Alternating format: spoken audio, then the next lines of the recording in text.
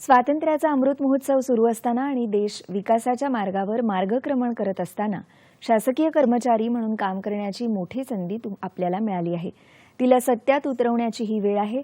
आगामी 25 वर्ष भारतासाठी अतिशय महत्त्वाची आहेत असं पंतप्रधान नरेंद्र मोदी यांनी म्हटलं आहे. पंतप्रधानांच्या हस्ते आज देशातल्या तब्बल 70,000हून अधिक नवनियुक्त उमेदवारांना नियुक्तीपत्राचं वितरण करण्यात आलं. दूरदृश्य प्रणालीद्वारे झालेल्या या कार्यक्रमात त्यांनी नवनियुक्त उमेदवारांसोबत संवादही साधला.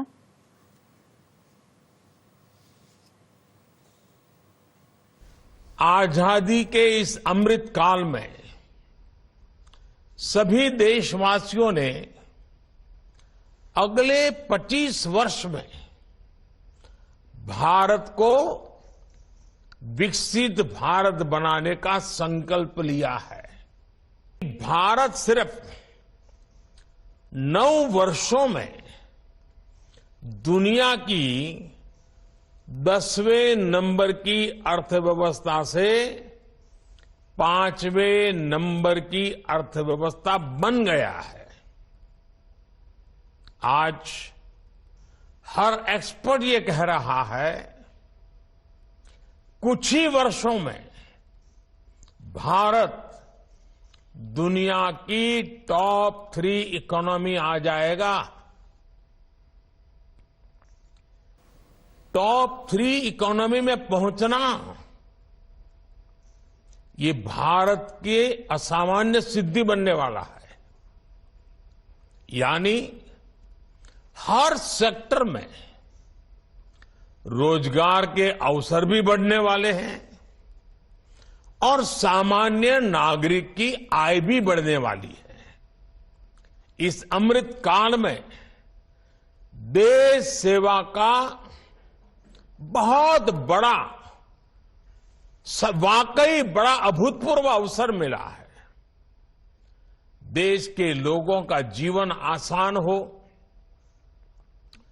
उनके जीवन से मुश्किलें समाप्त हो,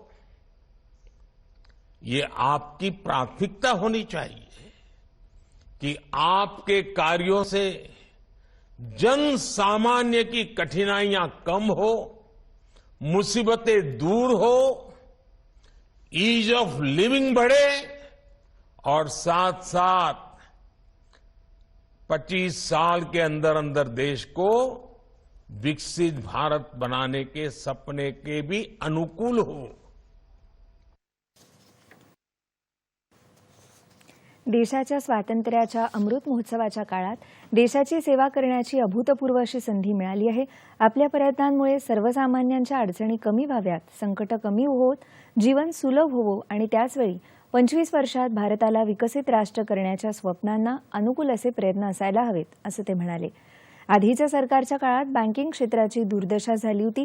विशिष्ट परिवाराच्या जवळच्या लोकांना फोनच्या एका कॉलवर कोट्यवधी रुपयांची कर्ज मिळत होतं. हीच फोन बँकिंग मागील सरकारचा सर्वात मोठा घोटाळा होता. मात्र 2014 साली या सरकारनं बँकिंग क्षेत्राच्या पुनरुज्जीवनाला सुरुवात केली. शासकीय बँकांचं व्यवस्थापन मजबूत केलं असंही ते म्हणाले. बैंकिंग सेक्टर सबसे मजबूत माना जाता है, लेकिन 9 वर्ष पहले ऐसी स्थिति नहीं थी. जब सत्ता का स्वार्थ राष्ट्रहित पर हावी होता है तब कैसी बर्बादी होती है, कैसा विनाश होता है. देश में कई उदाहरण है. ये हमारे बैंकिंग सेक्टर ने तो पिछली सरकार के दौरान ये बर्बादी को देखा है, झेला है, अनुभव किया है. उस समय एक खास परिवार के करीबी कुछ ताकतवर नेता बैंकों को फोन करके अपने चहेतों को हजारों करोड़ रुपए का लोन दिलवाया करते थे. ये लोन कभी चुकाया नहीं जाता था. पहले की सरकार के इस घोटाले की वजह से देश की बैंकिंग व्यवस्था की कमर टूट गई थी। 2014 में सरकार में आने के बाद हमने इस स्थिति से बैंकिंग सेक्टर और देश को मुसीबतों से निकालना एक के बाद एक कदम उठा करके काम शुरू किया। हमने सरकारी बैंकों के मैनेजमेंट को सशक्त किया, प्रोफेशनलिज्म पर बल दिया। हमने देश में छोटे छोटे बैंकों को जोड़कर बड़े बैंकों का निर्माण किया। हमने सुनिश्चित किया कि बैंक में सामान्य नागरिक की 5 लाख रुपए तक की राशि कभी ना डूबे।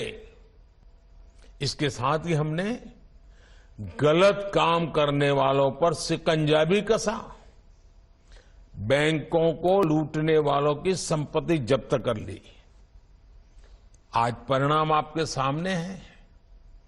जिन सरकारी बैंकों की चर्चा हजारों करोड़ के नुकसान के लिए होती थी, एनपीए के लिए होती थी, आज उन बैंकों की चर्चा रिकॉर्ड प्रॉफिट के लिए हो रही है।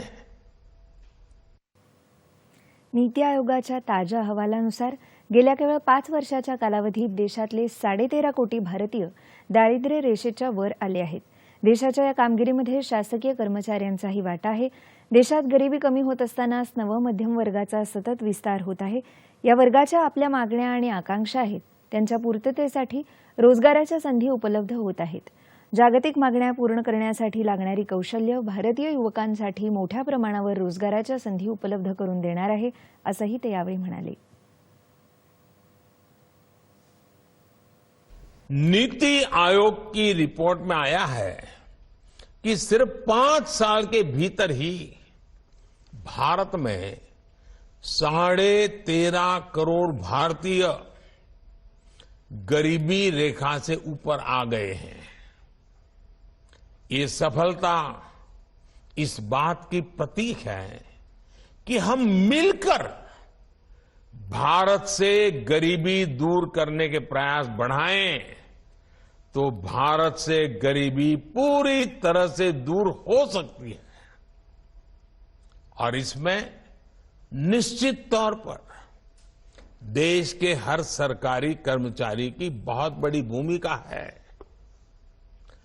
गरीब कल्याण की जो भी योजनाएं हैं, आपको खुद भी उनके प्रति जागृत रहना है और जनता को भी उससे जोड़ना है। पिछले 9 वर्षों में सरकार का बहुत बड़ा फोकस स्किल डेवलपमेंट पर रहा है। पीएम कौशल विकास योजना के तहत लगभग 1.5 करोड़ युवाओं को ट्रेनिंग दी जा चुकी है। सरकार 30 स्किल इंडिया इंटरनेशनल सेंटर भी स्थापित कर रही है ताकि हमारे युवा ग्लोबल अपॉर्चुनिटी के लिए तैयार हो सके। आज देश भर में नए मेडिकल कॉलेज, नई आईटीआईज, नई आईआईटी, टेक्निकल इंस्टीट्यूट्स बनाने का भी अभियान जोरों पर चल रहा है। 2014 तक हमारे देश में करीब 380 मेडिकल कॉलेज ही थे। पिछले 9 वर्षों में ये संख्या 700 से अधिक हो चुकी है। शासकीय कर्मचाऱ्यांसाठी यापेक्षा अधिक चांगली संधी आणि चांगली वेळ येऊ शकणार नाही। तुमचे निर्णय देशहितासाठी आणि देशाच्या विकासाला गती देणारेच असतील, असा विश्वास त्यांनी यावेळी व्यक्त केला। 1947 साली याच दिवशी विद्यमान तिरंग्याचा स्वीकार केला गेला, त्यामुळे सरकारी नोकरी करताना तिरंग्याची प्रतिमा आणि प्रतिष्ठा जपण्याची आहे, असं आवाहन त्यांनी नवनियुक्त उमेदवारांना केलं।